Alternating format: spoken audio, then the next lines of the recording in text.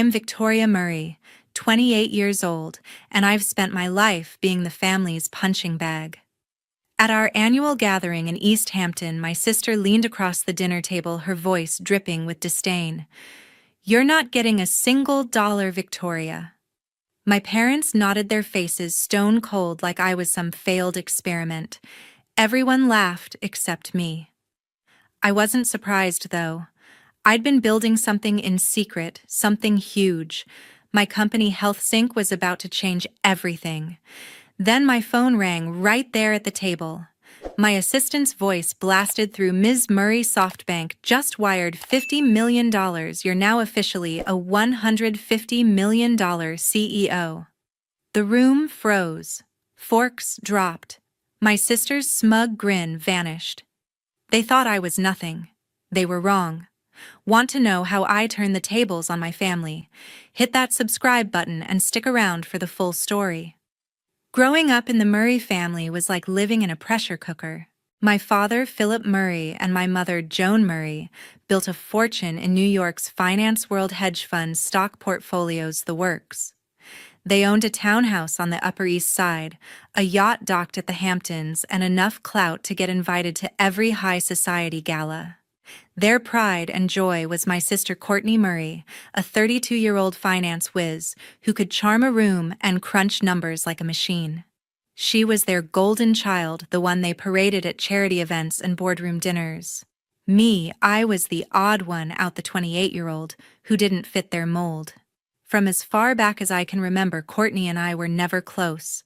She had this way of looking at me like I was a stray dog who'd wandered into her perfect world. When I was 12, I built a model of a heart monitor for a science fair. It won first place, but at dinner, Courtney smirked and said, "Cute toy, but it's not like you're saving lives." My parents chuckled, and my mother said, "Honey, focus on something practical like Courtney's internships." That stung, but it wasn't new. Every time I mentioned my passion for medical technology, they'd roll their eyes or change the subject. My father once told me, "Finance is legacy, Victoria. Your gadgets won't keep the family name alive." By high school, I was used to it. Courtney was off at Wharton racking up accolades while I was geeking out over biology and coding at my private school in Manhattan. I'd spend hours sketching designs for devices that could help people with chronic illnesses. One night, I showed my parents a prototype for a blood sugar tracker I'd coded on my laptop. My mother glanced at it, then said, "That's nice, but Courtney just landed a deal with Goldman Sachs. That's real success." My father nodded, not even looking up from his phone. I stopped showing them my work after that. The worst part wasn't their words, it was their silence. At family dinners, they'd gush over Courtney's latest deal or her glossy magazine features. I'd try to chime in, maybe mention a breakthrough I'd read about in medical tech, but they'd just nod politely and move on.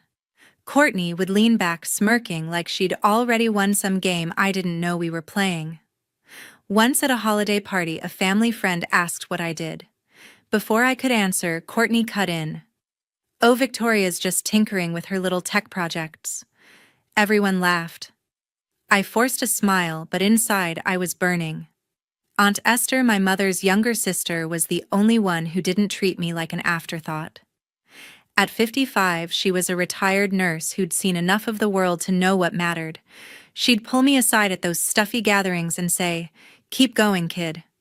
They don't get it, but you're onto something." Her words kept me sane. She'd tell me stories about patients who struggled with diabetes, how a device like the one I dreamed of could have changed their lives. That fueled me more than anything. By the time I left for Stanford, I'd learned to tune out the noise. My family thought I was chasing a pipe dream, but I wasn't doing it for them. I was doing it for the people who needed what I could build. Still, every phone call home was a reminder of how little they thought of me.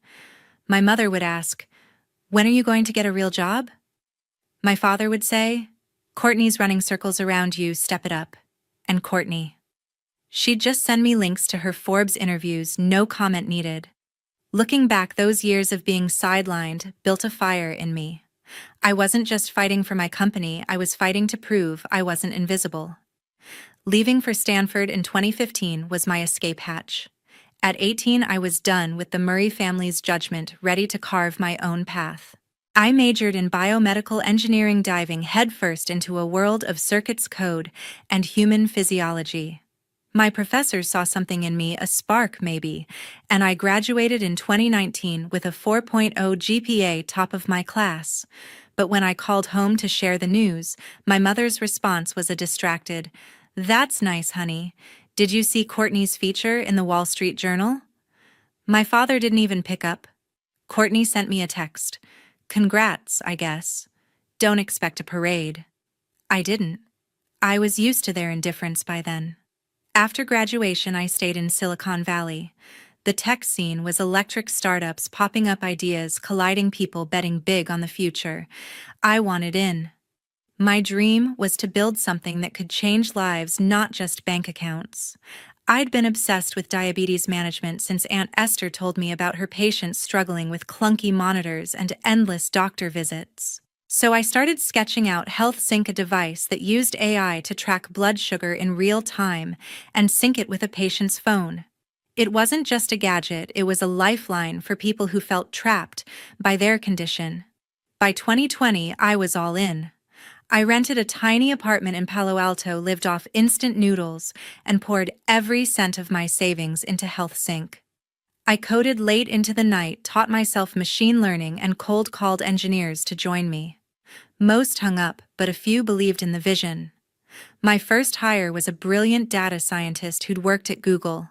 We built a prototype in 6 months, a sleek device that could predict blood sugar spikes before they happened. When we tested it with a local clinic, patients cried tears of relief. That's when I knew we were onto something real. I called home once, hoping maybe they'd care. My mother answered, half listening. "Sounds risky," she said. "Courtney just closed a $10 million deal. Why don't you try finance?" I hung up fuming. Courtney's deals were their benchmark for success. My work was just cute. My father emailed me a week later, "Focus on something stable, Victoria. You're not Courtney." No kidding, Dad. I didn't want to be. The next year was brutal. I pitched to dozens of investors, facing rejection after rejection. Too niche, they'd say, or medical tech's a tough sell. But I kept going.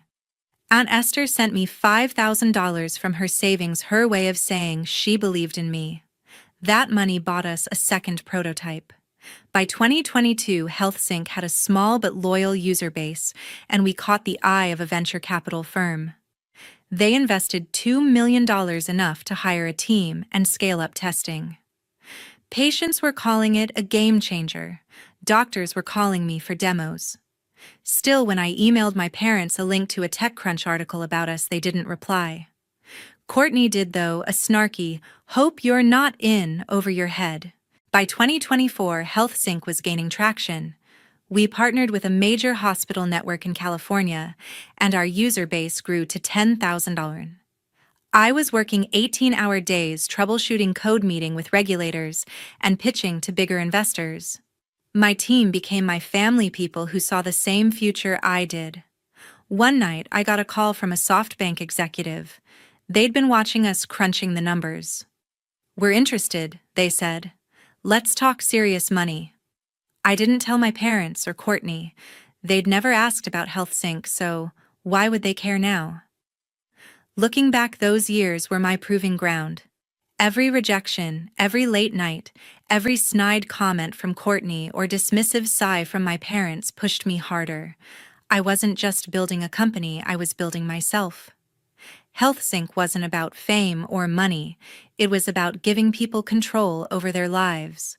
But deep down, I knew the East Hampton meeting would be my chance to show my family they'd underestimated me. Not for their approval, but for mine. The summer of 2025 was supposed to be just another Murray family gathering, but it felt like walking into a lion's den. I'd flown in from California for the annual meeting at our family's East Hampton estate. The agenda was clear, my parents were divvying up their fortune, and I knew I was in for a fight. I sat at the polished mahogany table, my stomach in knots, as my father cleared his throat to start the discussion. My mother sat beside him, her posture rigid, her eyes fixed on some invisible point. Courtney lounged across from me, sipping wine, her smirk already telling me she was ready to gloat. My father didn't waste time. "We've decided how to divide the estate," he said, his voice clipped like he was addressing a boardroom. "Courtney's proven herself. She's built a name in finance, a legacy we can trust. You, Victoria, haven't shown that kind of stability." My mother nodded, her lips pursed. "Your tech projects are a gamble," she added. "We can't risk the family's wealth on that." The words hit like a slap, but I held my ground, my jaw tight. I'd spent years building HealthSync, pouring my soul into it, and they were dismissing it like it was a hobby. Courtney leaned forward, her eyes glinting. "Let's be real, Victoria. You're not cut out for this. Stick to your little gadgets." Her laugh was sharp like a blade, and a few cousins around the table chuckled along. I felt my face burn, but I didn't flinch. Aunt Esther, sitting quietly at the end, gave me a small nod, her way of saying, "Don't let them break you." I clung to that, but the room felt like it was closing in. My parents' decision wasn't just about money, it was a public declaration that I was less than Courtney, less than their expectations. I tried to speak up. "HealthSync isn't a gamble," I said, keeping my voice steady. "It's helping thousands of people already. We're saving lives." My father cut me off. "Numbers don't lie, Victoria. Courtney's firm manages billions. What's your company worth?" "A few thousand," Courtney snorted, swirling her wine. "Exactly. You're playing with toys while I'm running the show." My mother chimed in. "We're proud of Courtney's achievements. You need to find your own path, honey." The condescension in her tone made my blood boil. They hadn't even asked about HealthSync, hadn't read the articles I'd sent, hadn't cared enough to look. The conversation shifted to logistics, trust funds, properties, shares. My parents outlined Courtney's inheritance, the Manhattan townhouse, a stake in their hedge fund, the yacht. I was left with nothing but a vague promise of future considerations if I proved myself. I sat there silent as Courtney gloated, tossing out ideas for redecorating the townhouse she'd soon own. My cousins nodded along, eager to stay in her good graces. Aunt Esther tried to change the subject, asking about my work, but my mother waved it off. "Let's not get sidetracked," she said. "This is about securing the family's future." I felt like I was shrinking, like every word was designed to erase me. I'd faced rejection before, investors, critics, late nights when nothing worked, but this was different. This was my family, the people who were supposed to believe in me, telling me I wasn't enough. I kept my hands folded, nails digging into my palms to stop myself from exploding. I wanted to scream that HealthSync was real, that it was changing lives, that I wasn't the failure they thought I was. But I knew they wouldn't listen. They never had. As dinner approached, the tension hung heavy. Courtney kept throwing jabs, each one sharper than the last. "Maybe you can sell your gadgets at a flea market," she said, grinning as the table laughed again. My father didn't stop her. My mother just looked away. Aunt Esther reached for my hand under the table, squeezing it gently. "You're bigger than this," she whispered. I nodded, but inside I was breaking.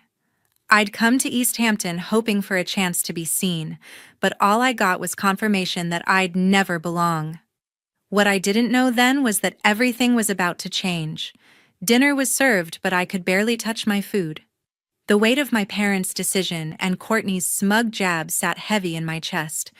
The table buzzed with small talk, cousins joking, my mother praising Courtney's latest deal, my father nodding along like a king approving his heir. I kept my head down, picking at my plate, trying to block out the sting of their words. Aunt Esther caught my eye, her quiet smile urging me to hang on.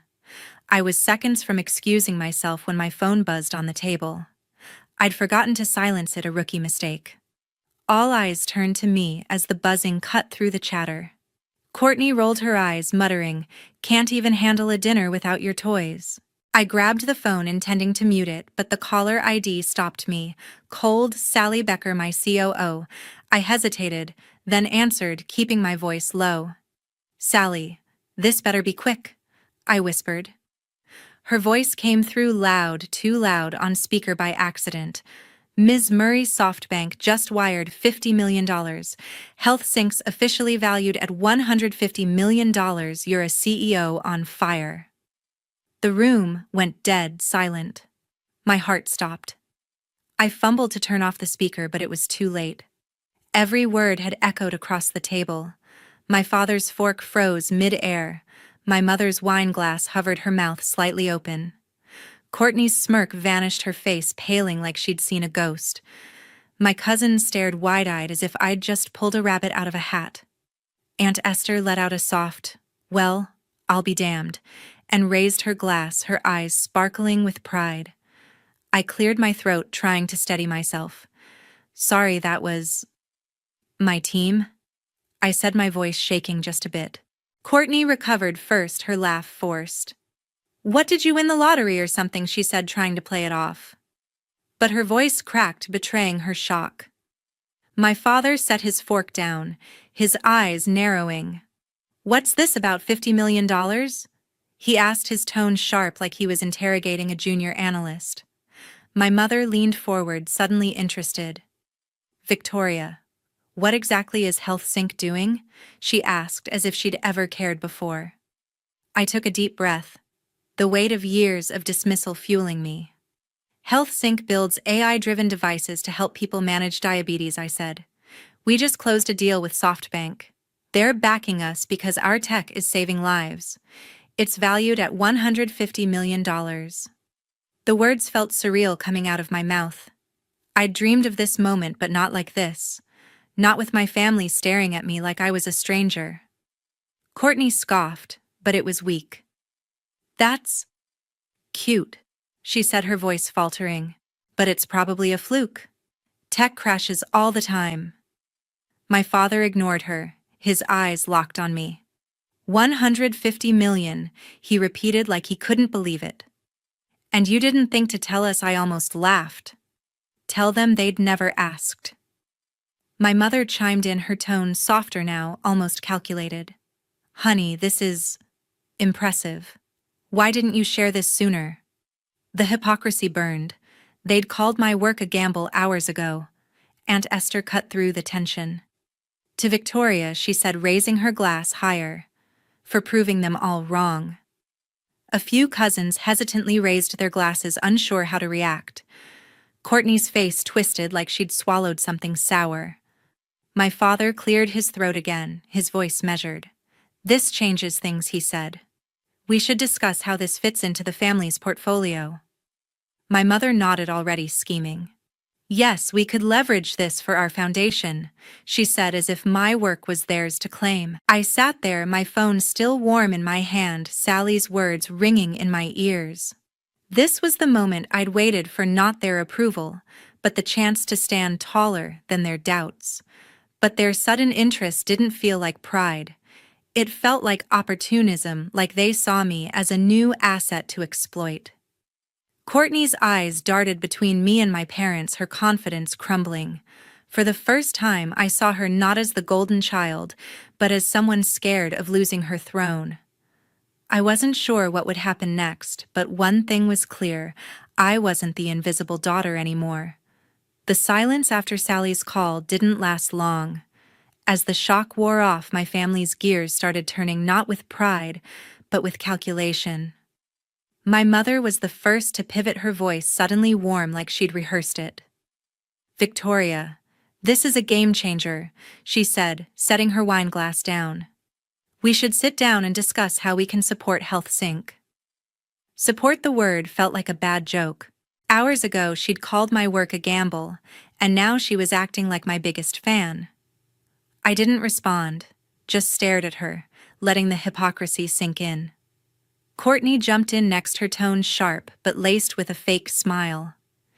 "You know, I could feature HealthSync in my next investor pitch," she said, leaning forward like we were suddenly partners. "My firm's got connections, Wall Street, Silicon Valley. I can get your little startup some real exposure." Her words dripped with condescension, as if my company needed her to succeed. I clenched my jaw, remembering every time she'd dismissed my work as a toy or a pipe dream. Now that money was on the table, she wanted a piece of it. My father, ever the strategist, saw dollar signs. This valuation changes the equation, he said, his voice calm but commanding. We should bring HealthSync into the family's investment portfolio. I'll have my team draw up terms to integrate it with our hedge fund. Integrate, he meant control. The man who'd never bothered to ask about my company now wanted to stake a claim. I could see the wheels turning in his head. HealthSync wasn't my achievement to him. It was a new asset for the Murray Empire. Even my cousins, who'd laughed at Courtney's jabs earlier, started chiming in. One suggested a family branding campaign to tie HealthSync to the Murray name. Another asked if I needed strategic advice from their consulting firm. It was like watching vultures circle. They didn't care about the patients using my device or the lives we were saving. They saw a shiny new toy to boost their own egos and bank accounts. Aunt Esther stayed quiet, her eyes fixed on me like she knew what was coming. I let them talk, their voices overlapping with ideas about leveraging my success. My mother mentioned a charity gala where HealthSync could be a headline sponsor, her charity, of course. Courtney doubled down, pitching a joint venture where her firm would guide HealthSync's growth. You're not equipped to handle this kind of money, she said, her smile tight. Let me take the lead. My father nodded, adding, We'll need to review your financials, Victoria. This is too big for you to manage alone. The audacity floored me. They'd ignored me for years, and now they thought they could waltz in and take over. Finally, I'd had enough. I pushed my chair back, the scrape against the floor cutting through their chatter. Let me make this clear, I said, my voice steady but cold. HealthSync isn't yours to claim. You didn't believe in me when I was coding in my apartment eating ramen to save money. You didn't care when I sent you articles about our first users or when I begged you to listen. I turned to Courtney. You called my work a flea market project. Now you want to advertise it? No thanks. Her face flushed, but she didn't respond. I looked at my father. And you, I said, you told me to get a real job. HealthSync is my job, my legacy. It's not a line item for your portfolio. My mother tried to interrupt, her voice soft and manipulative. Honey, we're just trying to help. I cut her off. Help? You called it a gamble. You chose Courtney over me every single time. I built this without you, and I'll keep building it without you. The table was quiet now, the air thick with tension. My cousins avoided my gaze, suddenly fascinated by their plates. Courtney's hands gripped her napkin, her knuckles white. My father's jaw tightened like I'd insulted his authority. My mother's smile faltered, but she tried to salvage it. Victoria, we're family. We can work together on this. I shook my head. Family doesn't tear you down for years and then claim your wins. You don't get to rewrite the story now. Aunt Esther finally spoke, her voice calm but firm. You should be proud of her, she said to the table. She did this despite you, not because of you. My parents didn't respond, and Courtney just stared at her wine. I felt a rush of gratitude for Aunt Esther, but also a clarity I'd never had before. These people weren't my allies, they were opportunists, and I was done letting them define me. As I sat back down, I knew this wasn't the end of their scheming, but it was the end of my patience. The air at the dinner table was suffocating, their voices still echoing in my head. My mother's fake warmth, Courtney's scheming pitch, my father's cold calculations. I'd spent my life chasing their approval, but in that moment something snapped. I was done. Done with their games, their conditions, their need to control everything I'd built. I stood up, my chair scraping the floor, and every eye turned to me. For once, I didn't care what they thought. I'm done with this, I said, my voice cutting through the room. You don't get to claim my success now, not after years of telling me I wasn't enough. I built HealthSync for people who needed it, not for you to parade it at your galas or add it to your portfolio. My mother's face tightened, her smile gone. Victoria, don't be dramatic, she said, her tone sharp. We're trying to build something together.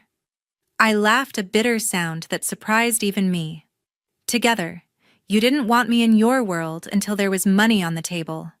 That's not family, that's business. Courtney leaned back, her arms crossed, trying to look unfazed. You're making a mistake, she said, her voice low. You need us. HealthSync won't survive without our connections. I met her gaze, unflinching. I've survived without you my whole life, Courtney. I don't need your connections. I've got my team, my investors, my vision. HealthSync is mine. Her eyes narrowed, but she didn't have a comeback. For once, she looked small. My father tried to take charge, his voice booming. Victoria, sit down. We're not done discussing this. But I was already done. No, Dad, I said, the word sharp on my tongue. You don't get to order me around anymore. You made your choice when you wrote me out of the estate. I'm making mine now. I turned to the rest of the table, cousins, aunts, uncles, all watching like this was some reality show. I'm not your fallback plan or your cash cow. I'm done trying to prove myself to people who never saw me. Aunt Esther's eyes glistened, a proud smile tugging at her lips. She didn't say anything, but her nod was enough. My mother tried one last time, her voice softer, almost pleading. Victoria, you're part of this family. Don't walk away. I shook my head. You stopped being my family when you chose sides. I'm not walking away. I'm choosing myself. With that, I grabbed my phone and my bag, and I walked out. The sound of the heavy door slamming behind me felt final, like a chapter closing. I didn't look back as I left the East Hampton estate. The drive to the airport was a blur, my hands gripping the wheel, my mind racing. I called Sally from the car. We're moving HealthSync, I told her. Seattle. It's a fresh start, away from all this. Sally didn't hesitate. I'm in, she said. The team will follow you anywhere. Her loyalty grounded me, a reminder of the family I'd built, one that believed in me without strings attached. Seattle made sense. It was a tech hub far from the New York finance world that had suffocated me. HealthSync needed room to grow, to focus on our mission without my family's shadow looming over us. By the time I boarded my flight, I'd already emailed our lead investors about the move.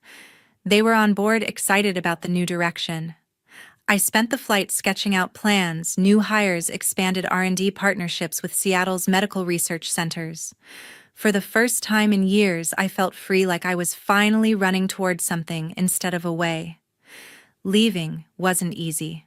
A part of me ached for the family I'd wanted, the one that cheered you on, not the one that kept score. But I knew staying would mean losing myself to their expectations. Aunt Esther texted me as I landed. You did the right thing, kid. Keep shining. Her words were a lifeline, but they also reminded me of what I was leaving behind. Not just the estate or the money, but the hope that my parents or Courtney would ever see me for who I was. As I stepped off the plane in Seattle, the weight on my chest lifted. HealthSync wasn't just a company, it was my proof that I didn't need their validation to succeed. I was starting over, not because they'd pushed me out, but because I'd chosen to walk away. The road ahead wasn't clear, but it was mine. 6 months after leaving East Hampton, I stood in a Seattle conference room facing a sea of reporters and flashing cameras. HealthSync was no longer just a startup, it was a movement. Today, we were announcing our expansion into Europe, with partnerships lined up in London, Berlin, and Paris to bring our AI-driven diabetes monitors to millions more. Sally stood beside me, her steady presence a reminder of the team that had become my real family. As I stepped up to the podium, I felt a surge of pride, not for proving my old family wrong, but for building something that mattered. Thank you for being here, I began, my voice clear and steady. HealthSync's mission has always been about empowering people to live better lives. Our devices have helped over 50,000 patients manage their diabetes with confidence, and today, we're taking that mission global. We're launching in Europe next quarter, partnering with top hospitals to make real-time health monitoring accessible to all. The room buzzed with questions, but I kept going. This isn't just about tech. It's about hope. It's about giving people control over their health no matter where they are. The reporters ate it up, scribbling notes and firing off questions about our tech, our timeline, our impact. Sally handled the numbers, breaking down our $50 million SoftBank investment and our $150 million valuation with the precision of a seasoned COO. But the moment that hit me hardest was when a young reporter asked, "What inspired you to keep going despite the challenges?" I paused, thinking of the nights I'd doubted myself, the years of my family's dismissal. "The people who need this," I said. Every email from a patient saying Health Sync changed their life, that's what kept me going. After the press conference, I stayed to talk with a group of high school girls invited through a STEM outreach program. They were bright, curious, and a little nervous, clutching notebooks filled with questions about coding and biotech. I saw myself in them, the girl who'd sketched medical devices in her bedroom, ignored by everyone but Aunt Esther. "Don't let anyone tell you your ideas aren't enough," I told them. "You don't need permission to dream big. Learn, build, fail, try again. That's how you make a difference." One girl, barely 16, asked how I dealt with people who didn't believe in me. I smiled. "You prove them wrong by doing the work." The event wrapped up with a flood of emails and calls, investors wanting meetings, hospitals requesting demos, even a tech influencer pitching a podcast. But none were from my parents or Courtney. They'd been trying to reach me since I left East Hampton. Texts, voicemails, even an email from my father's assistant about a family meeting. I didn't respond. My mother sent a message claiming she was proud and wanted to reconnect. Courtney left a voicemail offering to collaborate on a new project, her tone all business, no apology. I deleted them all. Aunt Esther was the only one I replied to, thanking her for her support. Her response was simple: "Keep leading, kid." Settling into Seattle felt like breathing for the first time. HealthSync's new headquarters was a hub of energy engineers tweaking algorithms, designers refining prototypes, and patient advocates sharing stories that fueled our mission. We were already planning our next device, one that could track more than just blood sugar. I spent my days in meetings, my nights mentoring young women in STEM through local programs. It wasn't about fame or money, it was about building a legacy that meant something, one that didn't carry the Murray name. Sometimes late at night I'd think about my family, not with anger, but with a strange kind of clarity. They'd shaped me not by their support, but by their absence. Every time they'd dismissed me, they'd pushed me to fight harder. I didn't need their approval anymore. I had my team, my mission, and the lives we were changing. Seattle was my home now, not because of the city, but because of the space I'd carved out for myself. As I looked out over the skyline from my office, I knew this was just the beginning. It's been a year since I walked away from that dinner table in East Hampton, and I've learned more about family than I ever thought possible. Not the kind you're born into, but the kind you choose. I used to think family was about blood, about shared names and shared wealth, but I was wrong. Family is the people who see you, who believe in you, even when you're not sure you believe in yourself. For me, that's Sally, my team at HealthSync, and the patients who write to us every day saying our work gave them a second chance. That's the legacy I'm building, one that's mine, not tied to anyone else's expectations. Looking back, I don't regret leaving. It wasn't just about escaping my parents' control or Courtney's constant need to one-up me. It was about realizing I didn't need their validation to know my worth. Every time they dismissed me, called my work a gamble, laughed at my dreams, they pushed me to fight harder. I built HealthSync from nothing, not because they supported me, but because they didn't. That's the irony. Their doubt became my fuel. It drove me to create something that's now saving lives across continents, from Seattle to Stockholm. I think about Aunt Esther often. She was the only one who saw me not as a disappointment or a rival, but as someone with something to offer. Her texts still come short and simple, always ending with "keep shining." I keep them in a folder on my phone, a reminder that one person's belief can be enough to carry you through. As for my parents and Courtney, I haven't heard from them in months. Their messages stopped after I ignored their attempts to reconnect. I don't know if they're angry or just embarrassed, and honestly, I don't care. I've let go of the need to fix them or prove them wrong. My energy is better spent elsewhere. HealthSync is growing faster than I ever imagined. We've expanded to 5 European countries with teams on the ground, training doctors and patients on our devices. Last month, we hit a milestone: 100,000 users worldwide. Every number represents a person, a parent, a kid, a teacher, who can live without the constant fear of a health crisis. That's what keeps me up at night, not anger toward my family. I'm working on a new project now, a device that could monitor multiple conditions at once. It's ambitious, but so was HealthSync when I started sketching it in my dorm room. To the girls out there dreaming of STEM, or anyone who feels like they're not enough, don't wait for someone to hand you permission. Your value isn't in what others think of you.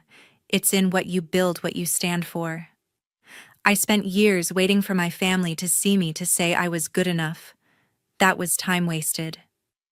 The moment I stopped chasing their approval, I started building my own path. You can too. Take that first step, whether it's learning to code, starting a project, or just believing you're capable. Don't let anyone's doubts, including your own, stop you from creating something real. I want to thank you for following this journey. Your support, your comments, your stories. They mean the world to me and my team. If this story resonated with you, hit that subscribe button and turn on notifications. We're sharing more about HealthSync's mission, the tech behind it, and the people it's helping. Drop a comment below, tell me what you took away from this, or share your own story of proving someone wrong. I read every single one, and they inspire me to keep going. Let's build something bigger together. This isn't the end of my story, it's just the start of a new chapter. I don't know what's next, but I know I'm not looking back. If I can leave you with one thing, it's: this family is who believes in you. Don't wait for recognition. Build your own value. Now go out there and make it happen. My name is Bertha Anderson, and I'm 29 years old. The ache in my lower back was a constant reminder of the life I'd built, or rather the life I'd been building for someone else. 8 hours a day hunched over legal files at the law firm, followed by 5 hours pouring drinks for strangers who never remembered my name. Each shift bled into the next until the weeks became years. All for him, for Connor. I told myself it was worth it. Every sleepless night, every skipped meal, every blister on my feet. It was an investment. Our future was supposed to be the return. The sugar-sweet scent of fondant filled the bakery as Maria slid the cake box across the counter toward me. "She's going to love it," she said warmly, not knowing that the she in my life was actually a he. Connor, my boyfriend of 7 years, my partner in ramen noodles and survival. I managed a tired smile and nodded. I hope so. The cake was decorated in looping silver and blue icing. Dr. Connor, we did it. The we mattered to me. It had always been us. As I buckled the cake box into the passenger seat of my beat-up Corolla, a memory rose unbidden. Sitting on the floor of his dorm room years ago, both of us exhausted eating instant noodles while Connor buried himself in organic chemistry. He had sighed, head heavy against my shoulder, whispering, "Med school is impossible for people like us. My parents can't afford it. Yours can't either." And I had wrapped my arm around him and said firmly, "I've got you. You carry the books. I'll carry the weight. Deal." He'd looked at me then with teary determination and whispered back, "Deal." That deal became my whole life. The paralegal job paid for health insurance. The bar shifts paid cash that went straight into Connor's savings. MCAT prep courses, application fees, tuition deposits. We moved into a tiny apartment with walls thin enough to hear every argument of the neighbors, but I didn't care. Home was where Connor was. I ground myself down into survival mode, all so he could thrive. I stopped buying new clothes, stopped remembering what hobbies felt like. But every time he passed an exam or came home glowing from his rotations, I felt pride swell in my chest. My exhaustion meant his progress. My sacrifice meant his future. And tonight, graduation night, it was supposed to pay off. I bought a bottle of champagne that cost more than my weekly groceries. The cork wasn't just a cork, it was a promise, a celebration of everything we had endured together. My arms were full of our future when I walked into our apartment. But something was wrong. The apartment was dark blinds, still closed. No sign of cap and gown, no sign of Connor, just silence. A knot of unease twisted in my stomach. I set the cake carefully on the counter, the champagne beside it. An hour later, the door finally opened. I leapt up from the couch, a smile ready to burst onto my face. And then it froze. Connor wasn't wearing his cap and gown. He wasn't carrying flowers or laughter or the kind of joy I had been bracing for all day. Instead, he wore a sleek black suit I'd never seen before, his hair styled, his shoes polished. He looked older, colder, expensive. His eyes flicked from the cake to me, and for a fleeting second I swore I saw pity there. "Bertha," he said, voice measured and practiced. "We need to talk. Sit down." My smile faltered. I sat slowly back on the couch. He didn't sit beside me. He stood tall, like a prosecutor before a guilty verdict. He gestured vaguely to the counter. "This is sweet. Really it is. But it's just a symbol of everything that's wrong." My throat tightened. "Wrong, Connor. It's your graduation day. I thought we'd— Where were you?" He ignored the question. His tone softened, which only made it sharper. "I've outgrown this, Bertha. This apartment. This life. Us." The words shattered inside me like glass. "What are you talking about?" He looked at me like I was something small, something clinging. "You're still here. Still. Stuck. 2 jobs, tired all the time. My world is expanding, Bertha. I'm a doctor now. I need to be with someone who's already where I'm going, not someone who's still here." He said here as though it was a disease. "Who," the word scraped out of me, barely audible. A faint smile touched his lips. "Dr. Evans. My attending.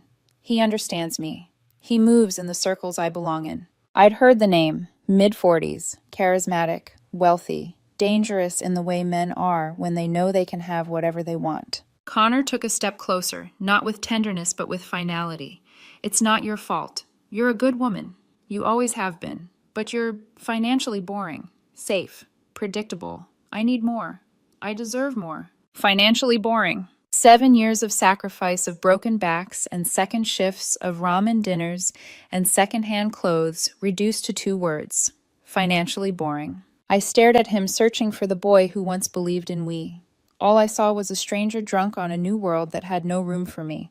I didn't cry. I didn't scream. I didn't beg. My silence was colder than any words I could have said. He faltered, thrown off by my calm. He had expected drama, perhaps even a scene that would justify his betrayal. But I gave him nothing. "I'll be staying at Sarah's tonight," he muttered, avoiding my eyes. "I'll come for my things later." The door clicked shut behind him.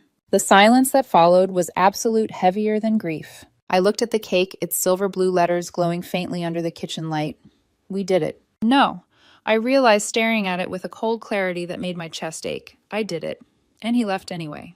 The deal we'd made all those years ago was broken, but the weight I carried was still mine. And for the first time, I wondered if maybe, just maybe, it was time I carried it for myself. I didn't sleep that night.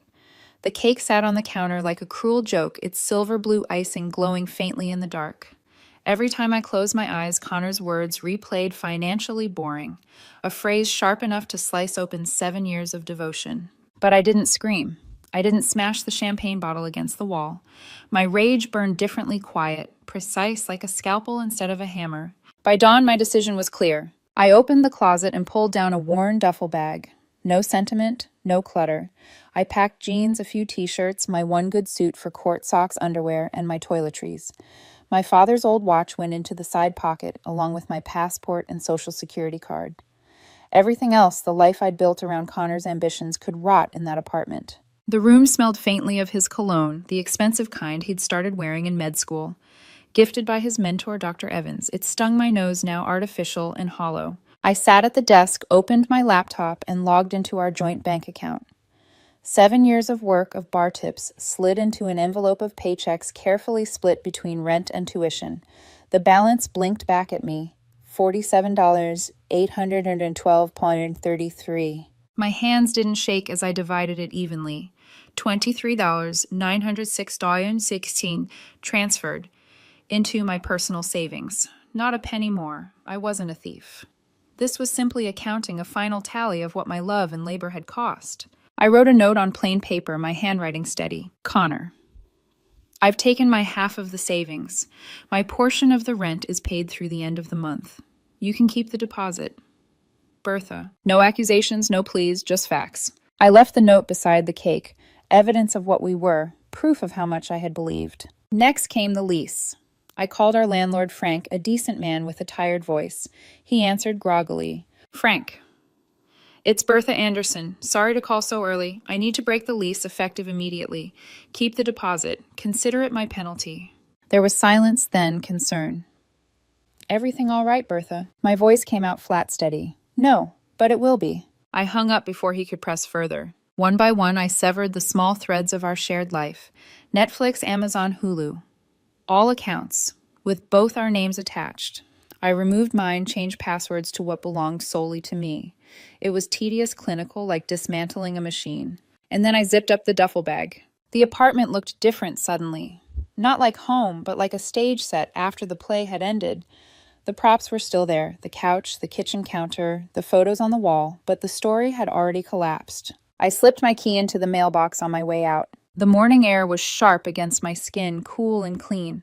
I carried only the duffel bag, no longer weighed down by the invisible chains I had wrapped around myself for years. I checked into a cheap, extended-stay motel on the edge of the city. The room smelled faintly of bleach and cigarettes, the kind of place people stayed when they were running from something. It suited me perfectly. The first 2 days I did nothing but sleep.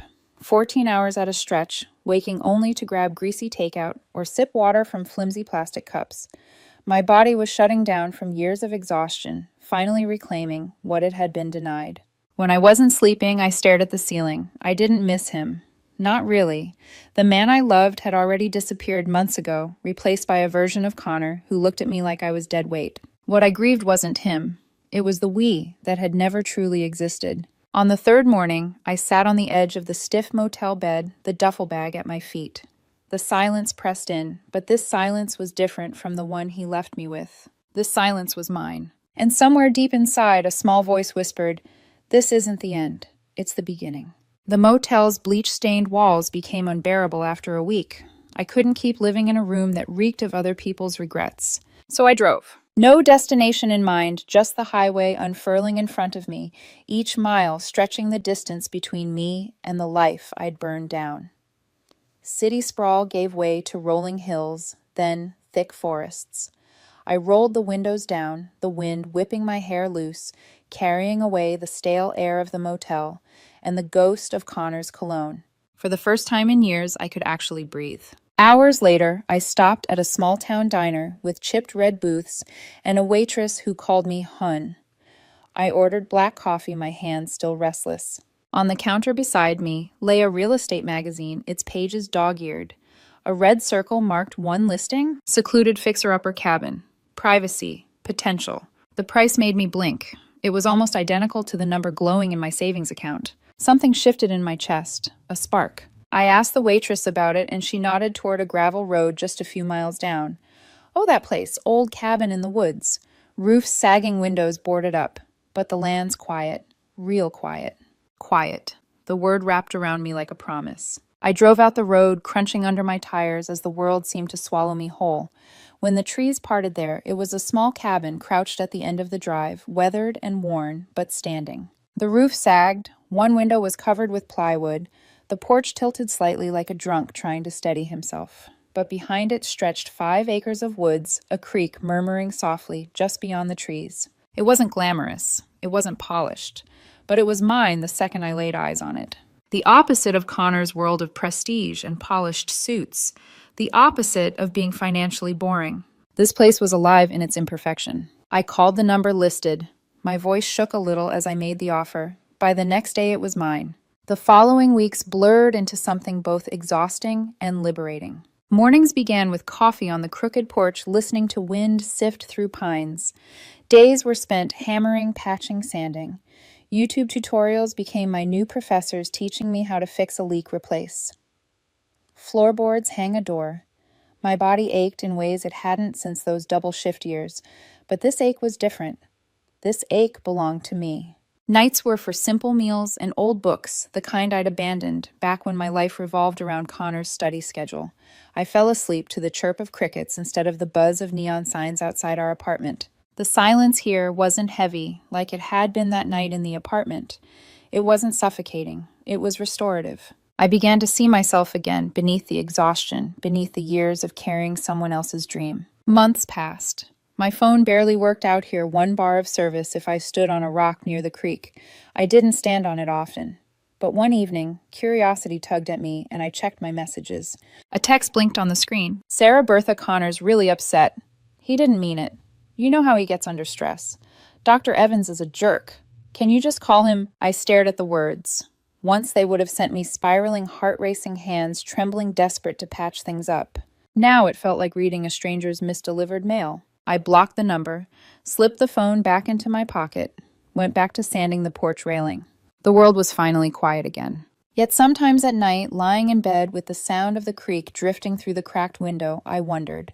Not about Connor, but about myself. Had I been too silent that night? Too calm? Had my refusal to fight been strength or cowardice? The thought lingered a shadow in the corner of the room. But then morning would come, the forest bathed in gold, and I would feel it again, the steady thrum of something stronger than revenge or regret. Peace. A peace that terrified Connor, a peace he would soon try to shatter. 6 months into my new life at the cabin, the silence broke. It was late afternoons. I'd just come back from hauling lumber in town when my phone buzzed in my pocket. Normally, I ignored it. Reception here was patchy, unreliable, but I was waiting on a call from the lumberyard, so I answered. The voice on the other end was fractured wet with tears. Bertha, oh God, Bertha. Connor. My breath stilled, though my hammer remained in my hand. His voice was distorted, a ghost echo of the man who once told me he couldn't live without me. I made a huge mistake, he sobbed. Evans. He was using me. It was all a game. He's done this with other residents. The hospital found out there was an investigation. I could lose everything. Please, I need you. You were always my rock. I leaned against the cabin door frame, staring at the forest, as his words tumbled over themselves, a frantic jumble of self-pity and panic. I felt nothing. No anger, no vindication, no sweet taste of revenge. Only a detached curiosity, like watching a play I'd already read the ending to. I pulled the phone away from my ear, ended the call, and pressed block number. 90 seconds. That was all the space I gave his downfall. Weeks later, another call came. A different number. I picked up without thinking. Why won't you answer me? His voice was thinner now, threaded with hysteria. Do you have any idea what I'm going through? Evans destroyed me. The board is after me. My reputation is ruined. I need your support after everything I did for us, for our future.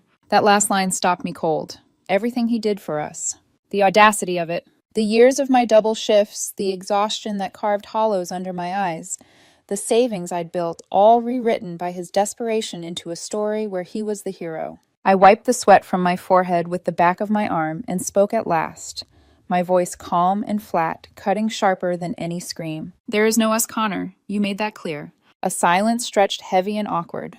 I didn't give him the chance to reply. I hung up, blocked the number. For a while I expected guilt to creep in, or pity, but instead the silence that followed felt cleaner, sharper, more absolute than before. It was like scrubbing out the last traces of mildew from a wall. Once gone, you wondered how you'd ever lived with it. And yet, Connor wasn't finished. A month later, I returned from town to find another voicemail.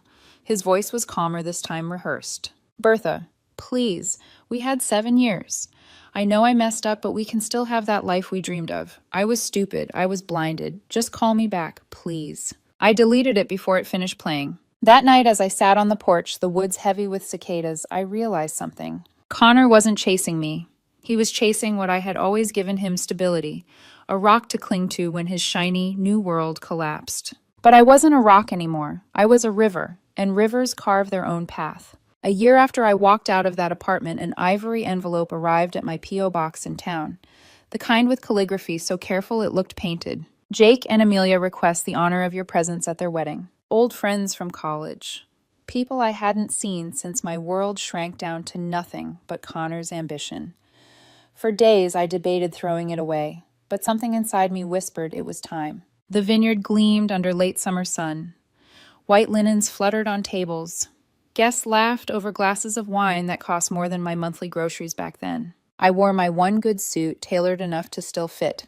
At first I felt like an imposter, as though everyone could see the girl who once dragged herself through back-to-back bar shifts. But then I saw Jake beaming at Amelia as she walked down the aisle, and my unease melted.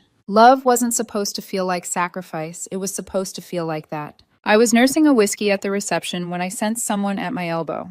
Bertha. His voice. I turned. Connor stood there holding a glass of wine too tightly. His once polished confidence was gone. The suit he wore looked borrowed, his face thinner, older. His eyes were ringed with sleepless shadows. He forced a fragile smile. You look good. I gave a single neutral nod. Connor. Silence stretched between us, taut as wire. He rushed to fill it. I'm so sorry. About everything.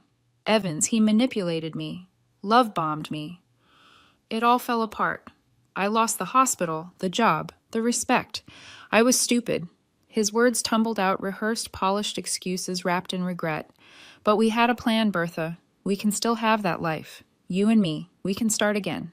I took a slow sip of my whiskey, said nothing, just let the silence sharpen. His composure faltered. Aren't you going to say anything? I need you? You were always my anchor. Finally, I looked at him. Really looked. The desperation etched into every line of his face, the fear behind his words. And I felt nothing, not anger, not longing, just distance. That life, I said quietly, was built on my exhaustion. This one, I gestured toward the rolling hills beyond the vineyard, is built on my peace. He blinked, confusion flickering. Peace. He said the word like it was foreign, like a language he'd never learned. I bought a cabin. I continued conversational, almost light. 5 acres of forest. No reception. Quiet. His grip tightened on the glass. This wasn't the script he'd prepared for. I was supposed to break to forgive or at least rage. Not this. Never this calm detachment. What happened with you and your career? I asked evenly. That's a professional matter. It has nothing to do with me. His face crumpled. The dam of his composure broke, his voice rising sharp and shrill, cutting through the soft music of the reception. Nothing to do with you. We were together for 7 years. How can you be so cold? I held his gaze unflinching. You ended that the day you graduated. You said you'd outgrown me. Remember? His lips parted, but no words came. I let the silence hang, then added softly, but with finality, turns out you were right. I finished my whiskey, set the empty glass on a passing tray, and gave him one last glance, not of longing, not of hatred, but of dismissal. I hope you figure your situation out. Excuse me. I turned and walked away, slipping into the crowd of laughter and music. I didn't look back. The sun streamed in through the wide windows, bathing the vineyard in gold. I thought of my cabin, waiting for me, the new door I'd planned to hang that weekend. And for the first time in years, I didn't feel like I was leaving something behind. I felt like I was already home. Back at the cabin, I sat on the porch with a chipped mug of coffee warming my hands. The morning light filtered through the pines, scattering gold across the creek that wound lazily behind the house. A year ago, I had walked out of that apartment with nothing but a duffel bag and half of our savings. A year ago, I had stood in a motel room, hollowed out by betrayal. Now the air I breathed felt different, cleaner, freer mine. I thought of the cake, the blue and silver icing, spelling out, "We did it. We never did. I did. I carried the weight. I paid the price. I survived the collapse." Connor's downfall has been loud calls, voicemails, desperate confrontations. My recovery had been quiet, unseen, steady. And that's the difference. His world crumbled when the applause stopped. Mine began when the silence settled. I leaned back, listening to the forest hum. This life was smaller than the one I'd once pictured. No big city. No prestigious career partner. No glossy apartment with a view. But it was richer. Here my hands built things that lasted. A patched roof, a new oak door.